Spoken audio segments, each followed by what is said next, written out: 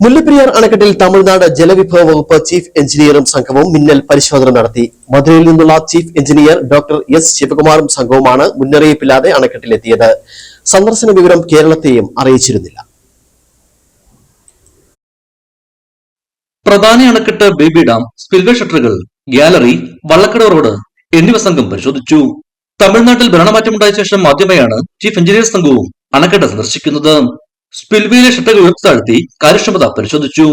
അണക്കെട്ടിലും പരിസരങ്ങളിൽ സ്ഥാപിച്ച അനിമോമീറ്റർ, ആക്സിലറോഗ്രാഫ്, മഴമാവിനി ഉൾപ്പെടെയുള്ള സാമഗ്രികളും സംഘം പരിശോധിച്ചു.